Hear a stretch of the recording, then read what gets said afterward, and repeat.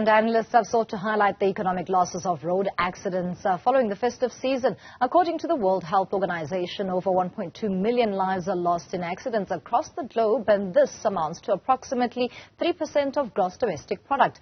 These losses are due to the expenses incurred during treatment and the loss of productivity for individuals killed or disabled by accidents.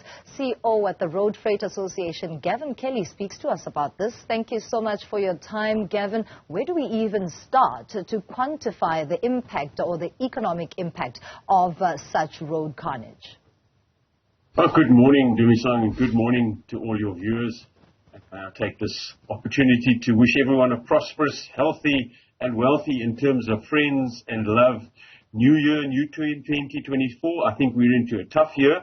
But looking at what happens on the roads, a lot of people look at the damage that you see in the vehicles and they think, well, that's it. That's really all the cost to the economy that there is, or the cost to the individuals.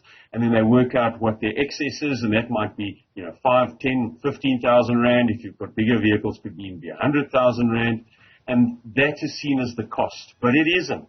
And as you heard, the World Report in terms of what it does to GDP, but there's that whole aspect lying behind what happens in a crash, and that's something that South Africa is very vulnerable to, and that is in terms of revenue generation. So in the road freight industry, we have drivers, and many times those drivers are the single breadwinner for a family of something like 13 or 14 people, not just 2 or 3 or 4 people in the one house. So you have that immediate impact if there's serious injury or even, heaven forbid, death.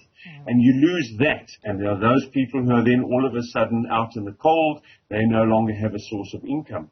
But of course, it has a knock-on effect, and I think that's what that 3% is referring to.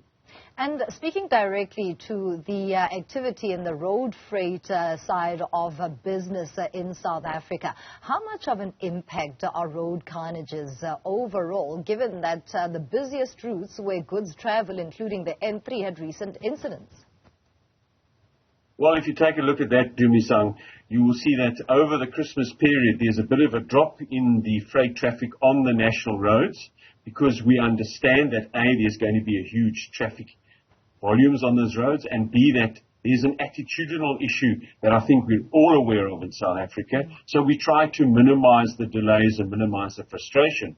But you're quite correct. Once you start to have massive collisions or crashes, then you start to put in what one would call spanner into the spokes of the wheels, so you start to create delays. And I'm sure you and your viewers have seen a number of times in 2023 when there's been a nasty incident on the N3, that road is backed up for a number of kilometers, and sometimes it can take up to 8 to 9 hours to actually clear. And when you start having those sorts of incidents happening, you then impact on A, the revenue generation of everybody who uses that road, and then B, the serviceability of those vehicles. And that's where you start to see this quantum effect starting to happen. So with the very, very, very big vehicles, if you're not moving them continuously, then you're looking at about 7,500 to 8,000 rand a day that you then start lose.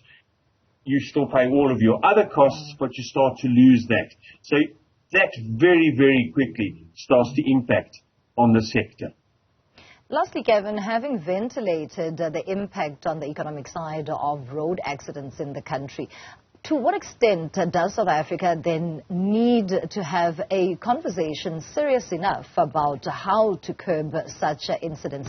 It's a conversation that we have almost every single year post the festive season and going into a brand new year. Well, I think what we're very good at doing in South Africa is creating legislation, very good legislation. We've got the best legislation in the world. I think we've taken from the very best countries, and we've created something that should work in this country. But what we're very bad at doing is, in actual fact, implementing legislation and focusing on where the problematic areas are and learning from what is said to us or what the stats show us. So, for example, and I've said it a number of times, if another bus has to go off the Kai cuttings down in the Eastern Cape, then I want to scream, because it happens every single year. So we need to understand, in that case, why do those buses go off those Kai cuttings? It can't just be speed on its own. There needs to be some sort of attitude of drivers or somebody else involved in that, and how do we deal with that? And putting in cameras isn't going to do it. We've got to make sure that we put in processes in those hotspot or red spot areas where we continually have bad incidents and manage those. That would be the first point. The second point is going to look at the way in which we do road traffic policing and change that. This is not the forum to go and talk about corruption, but everyone is very aware of that. So we need to address that. And then finally, we need to take those bad eggs, those people who don't want to play by the rules, whether they drive motorbikes or cars or trucks or buses, whatever the case may be, and take them out of the picture so that you and I and our children and our families can travel safely on the roads. Thank you as always for your input. Gavin Kelly is the CEO at the Road Freight Association. This time around talking to us about the economic impact of road accidents on the country's roads post the festive season.